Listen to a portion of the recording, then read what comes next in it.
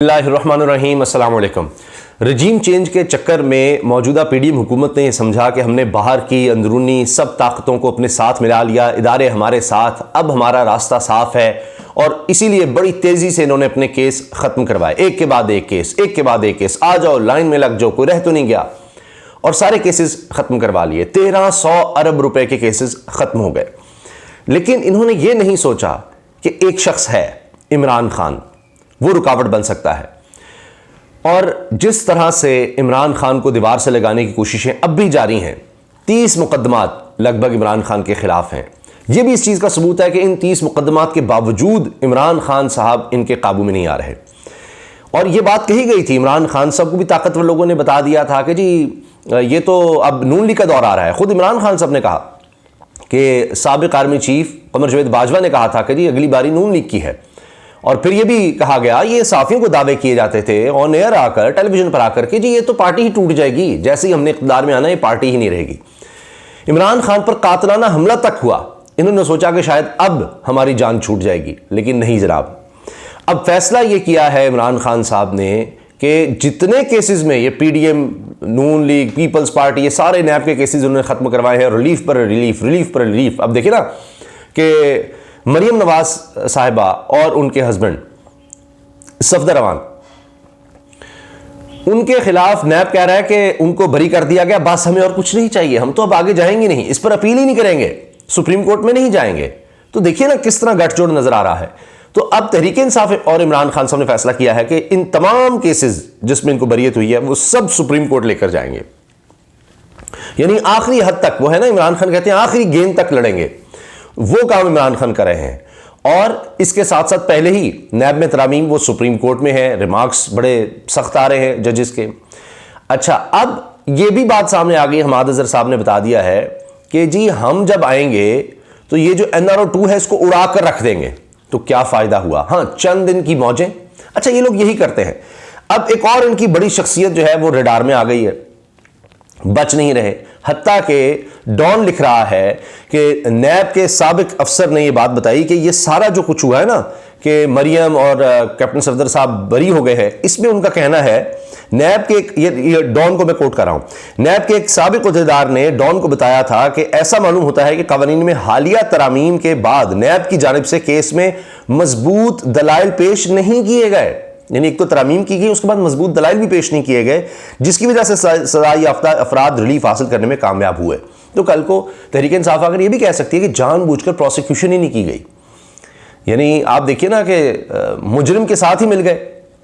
जिस तरह आप ये कहेंगे जी पुलिस ही मिली हो तो क्या सजा होगी, तो वही बात हुई है यहां पर।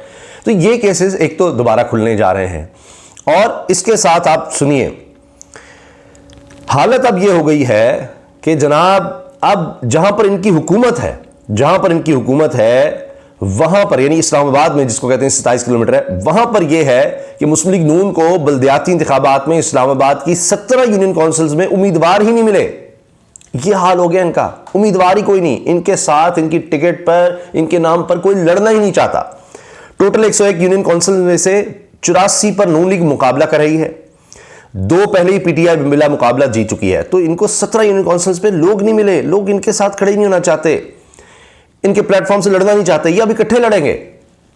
असल में हुआ क्या, मैं आपको एक मिसाल देता हूं। राजा परवेज अशरफ साहब जो है ना, उनके खिलाफ एक केस चला गया है और राजा परवेज अशरफ साहब स्पीकर बने हुए हैं, और फिर ये कि जनाब इस्तीफे भी मंजूर नहीं कर रहे। इमरान खान साहब ने भी ऐलान कर दिया हम सब इकट्ठे जाएंगे और जाकर कहेंगे जी हमारे इस्तीफे मंजूर करो, और डेट मांग ली है। फवाद चौधरी कह रहे हैं डेट मांग ली हमने कि बताएं किस दिन हम आए।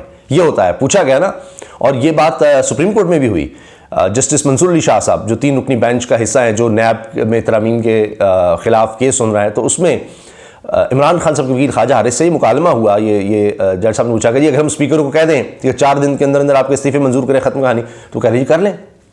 और फवाद चौधरी ने भी बताया कि मुअत्तल है, कोई मराद तनख्वाह, ये सब गलत इंफॉर्मेशन फैलाई जा रही है जी कि जिन्होंने इस्तीफा दिया था एक इंसाफ के लोग वो तनख्वाहें और ये ले रहे हैं, बिल्कुल गलत है। और ये चीज़ पहले देख लेनी चाहिए, तहकीक कर लेनी चाहिए, या ऐसे ही फैला दी गई, या अदालत में भी इस चीज़ को ऐसे गलत बयान किया गया। तो खैर, अब बात यह है राजा परवेज अशरफ साहब के खिलाफ भी एक्शन की तैयारियां हैं, और ये वही राजा साहब हैं, राजा परवेज अशरफ साहब, जिनको नून लीग राजा रेंटल कहती थी। ख्वाजा आसिफ साहब जो आज स्पीकर साहब ये कह रहे होते हैं, वो ही इनके खिलाफ थे। तो अब हुआ ये कि ये दोनों एक दूसरे के खिलाफ इसलिए थे कि मेरी बारी है, अब वो लूट रहा है, एक दूसरे के खिलाफ जाते थे, ये लूट रहा है, वो लूट रहा है। जब इमरान खान आया तो इन्होंने कहा भाई अब लूट मार बंद हो जाएगी, आओ मिलकर लूटेंगे तो फिर बात बनेगी। तो इसलिए अब देखिए ना, वरना ये इमरान खान ने केसेस नहीं बनाए थे इनके खिलाफ रेंटल पावर के, और किस तरह जनाब महंगे रेंटल पावर्स यहां पर लाए गए जो बेकार बाहर यानी एक्सपायर हो जाए, जिनकी कोई नहीं, इनएफिशिएंट, इतने महंगे वो लाए जा रहे हैं। फिर कारके का मंसूबा आपको याद है, कितनी उस पर पेनल्टी पाकिस्तान को पड़ी, वो इमरान खान ने छुड़वाई। अभी रेकोडिक का जो मामला है वो इमरान खान ने सारा सेटल करवाया। फिर ये लोग इतने महंगे प्लांट्स लगाते रहे, इस पर तो कौमी मुजरिम है। मैं एक प्लांट की मिसाल देता हूं, 30 रुपए फी यूनिट जनाब। जब आप 5 रुपए फी यूनिट बना सकते थे डैम से, इससे भी कम पर, आपने 30 रुपए यूनिट साहिवाल में ज़राअत तबाह की, और महंगा कोयला वो भी बाहर से मंगवाना है, रेलवे को नुकसान, और तबाही फैला दी। इतना महंगा तरीन पाकिस्तान का मंसूबा उन्होंने लगाया। लेकिन एक दूसरे के खिलाफ अब नहीं जाएंगे, ये पहले जाते थे, क्योंकि पहले मेरी बारी फिर तेरी बारी, इस तरह बारियां थी, नूरा कुश्ती थी। अब इमरान खान बीच में आ गया है तो बारी नहीं मिल रही थी, तो लिहाजा इकट्ठे हो गए हैं अब। लेकिन वो भी इकट्ठा होना भी रास नहीं आया, क्योंकि राजा परवेज अशरफ की असम्बली हुकूमत खत्म करने के लिए दायर दरखास्त समाअत के लिए मुकर्रर हुई, और ये दरखास्त दायर की गई है और ये समाअत के लिए मुकर्रर हुई है क्योंकि स्पीकर कौमी असम्बली राजा परवेज अशरफ पर इल्ज़ाम है कि कौमी ख़जाने को उन्होंने नुकसान पहुंचाया है। और मौक़िफ़ इख्तियार किया गया कि इक़्तिसादी राब्ता कमेटी ने जश्न आज़ादी के प्रोग्राम्स के लिए 75 करोड़ रुपए की मंजूरी दी, जिसका बेशतर हिस्सा स्पीकर असम्बली के हुक्म पर कौमी असम्बली की डायमंड जुबली तकरीबात पर खर्च किया गया, यानी अपनी तकरीबात पर लगा दिया। सिर्फ यही खत्म नहीं किया काम, दरखास्त गुजार ने मौक़िफ़ इख्तियार किया कि स्पीकर असम्बली ने सैलाब और कुदरती आफात के दौरान 25 अरकान के साथ बैरून मुल्क दौरे किए। ये वीडियोज़ भी सामने आई थी, तस्वीर भी, बड़े खुश खुश जनाब, वो पता नहीं नियाग्रा फॉल और कहाँ कहाँ घूम रहे हैं, यहाँ पर बर्बादी हुई है मुल्क में सैलाब से, वहाँ पर 25 अरकान के साथ, अकेले भी नहीं गए, आओ सब जाएँ, मौजें, इसीलिए आते हैं। इस वक्त तनख्वाहें देने के लिए रकम नहीं है। अब सब मान रहे हैं कि जनाब अभी भी डिफॉल्ट का खतरा है, इमरान खान को चले छोड़ दें, उनकी माशी टीम को छोड़ दें, जिस माशी माहिर से बात करेंगे IMF के पास जाना पड़ेगा, यानी आपको गैस, बिजली, इनकी कीमतें बढ़ानी पड़ेंगी, नए टैक्सेस लगाने पड़ेंगे, 800 अरब रुपए के टैक्सेस, और अब ये डॉलर भी जो है और महंगा करना पड़ेगा आपको। तो ये सब अब करना पड़ेगा, ये मैं आपको आज बता रहा हूँ। ये सागदार सब जितना मर्जी ये कर लें, ड्रामेबाजी कर लें, कुछ नहीं बनना। तो उस दौर में आप देखिए ये 25-25 लोगों को लेकर जनाब बाहर के दौरे कर रहे थे। अदालत इलेक्शन कमीशन को राजा परवेज अशरफ की रुकनीत खत्म करने का हुक्म दे, यह कहा गया है दरखास्त में इलेक्शन कमीशन, ECC, कौमी असम्बली और स्पीकर कौमी असम्बली को फरीक बनाया गया है। अब समाअत के लिए दरखास्त मंजूर हुई। अब ये केसेस, ये मामला इनका पीछा नहीं छोड़ेंगे। हमाद अजहर ने कहा ना कि NRO2 को हम आकर उड़ा कर रख देंगे जब उनकी हुकूमत आएगी। अब आपस में फड्डे शुरू हो चुके हैं, लड़ाइयां शुरू हो चुकी हैं। आम इंतखाबात की तैयारियां, सेक्रेटरी इलेक्शन कमीशन छुट्टी पर अमेरिका चले गए, सेक्रेटरी इलेक्शन कमीशन छुट्टी पर ही चले गए जी, ये आम इंतखाबात की तैयारी के दौरान ही। चीफ इलेक्शन कमिश्नर, मेंबरान secretary election commission Umar Hamid की कारकर्दगी से नाखुश। भाई आपकी कारकर्दगी से पूरा मुल्क नाखुश है, आप उससे नाखुश हैं, उसके खिलाफ कार्रवाई की बात हो रही है, सेक्रेटरी इलेक्शन कमीशन ये कर देंगे, वो कर देंगे, ये सारा कुछ हो रहा है। दूसरी तरफ जनाब एक बड़ी दिलचस्प बात मैं आपके सामने रख रहा हूं। इमरान रियाज साहब बड़े ज़बरदस्त सहाफ़ी, वो कहते हैं जी इमरान खान को नाअहल करने की ज़ुबान देने पर ही नवाज शरीफ ने मेहरबानी की थी। अब एक ताकतवर शख्सियत को अपना यह वादा पूरा करना है, चाहे इसके लिए मुल्क को कोई भी कीमत चुकानी पड़े।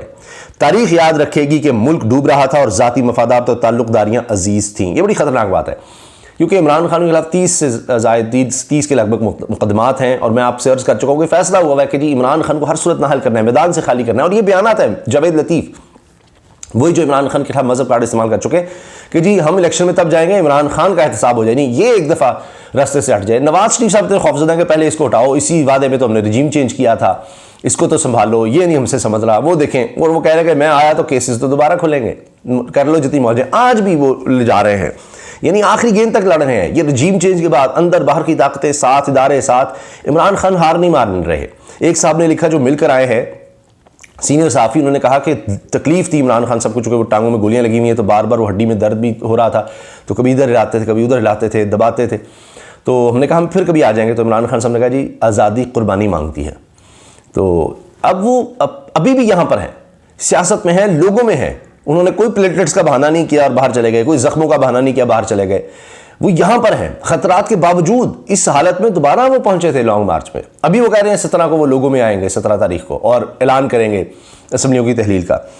अब इसी बात पर जो इमरान रियाज बात कर रहे हैं, दूसरी तरफ क्या है कि अब इतना आसान नहीं रहा, क्योंकि अब आप देखिए रऊफ क्लासरा साहब क्या कह रहे हैं। ये बात अपनी जगह इमरान रियाज की दुरुस्त है कि ये सारा कुछ हो रहा है, हमें नजर आ रहा है, लेकिन अब इतना आसान भी नहीं है। क्यों? क्योंकि अब हुकूमत और इदारों में इतनी कैपेसिटी नहीं है। रऊफ क्लासरा साहब को कोट करा, हुकूमत और इदारों में इतनी कैपेसिटी नहीं है कि वो इमरान खान को नाअहल करवा सकें। इनको नाअहल कराकर अगर इलेक्शन करवाए तो इसको मानेगा कौन? कौन मानेगा अगर इमरान खान नाअहल करके अपने इलेक्शन करवाए? और फिर ये भी रऊफ क्लासरा साहब कह रहे हैं कि फिर एस्टैब्लिशमेंट पर सारा हो जाएगा कि जी ये सब अकेले तो ये कर ही नहीं सकते, उनके बगैर नहीं कर सकते, तो ये तो सारा कुछ एस्टैब्लिशमेंट ने किया और उनके लिए और मुश्किल और बदनामी होगी, मसाइल खड़े होंगे। तो ये जनाब इस वक्त सूरत हाल है। आप माने ना माने, कोई माने ना माने, बात यह है कि इमरान खान की गिरद ही सियासत घूम रही है। अब आप देखिए खौफ कितना है कि इमरान खान 17 अगस्त को ऐलान कर रहे हैं, तो 20 अगस्त को मुश्तरका इजलास बुला ली वफाकी हुकूमत ने पार्लियामेंट का कि आ जाओ सारे मिल जाओ, आ जाओ दोबारा। देखो हम इतने दिनों से थे, अभी 8 महीने हुए थे, अभी तो हमें और कुछ चाहिए था, अभी तो हमने और बड़े ख्वाब थे, अभी तो और केसेस चंद एक रह गए थे वो ख़त्म करने थे, अभी तो हमने और काबीना बढ़ानी थी, अभी तो और ठेके और पता नहीं क्या कुछ करना था।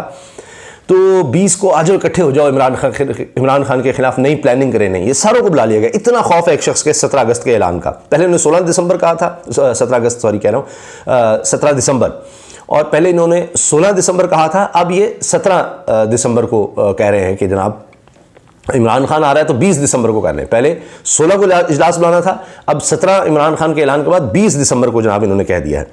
अच्छा, इसके साथ देखिए रिकॉर्डिंग मामले वफाकी वज़ीर ने इत्तेहादियों को तफज़ा दूर करने की दहानी करवाई। अब ये आपस में फूट डल रही है, फड्डे डल रहे हैं कि किसको कितना हिस्सा मिलना है, उस पर लड़ाइयाँ हो रही हैं कि जी इतना बलूचिस्तान का आप कह रहे हैं 25 से 35% बढ़ाएंगे तो वो मामला तय हो जाएंगे और इस तरह की बात जी तरमीम ला रहे हैं, लेकिन आपस में लड़ाई है। ये सिर्फ इमरान खान की वजह से इकट्ठे हैं। और हाल ही हो गया इन 8 महीनों में कि पाकिस्तान महंगाई के रिकॉर्ड पर रिकॉर्ड बना रहा है, रिकॉर्ड पर रिकॉर्ड, सबसे महंगा मुल्क जनूबी एशिया में दूसरे नंबर पर आ गया है।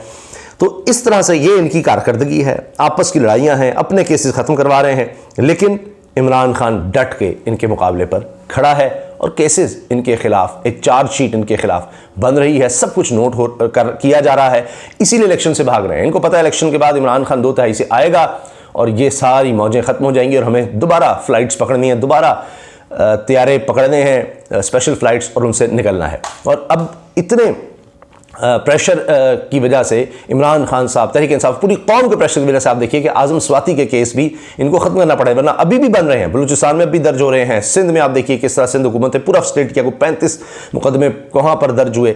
अब इस्लामाबाद में भी जज ही बदल दिया। बाबर रहमान साहब कह रहे हैं जी 3 दफ़ा कहा दलाइल देंगे और 3 दिन क्या करते रहे, जज ही बदलवाते रहे कि वो प्रेशर डाल के जज ही जनाब बदल दिया। तो कब तक? तो ये आप देखिए कि कौम किधर खड़ी है, कौम का एक प्रेशर है।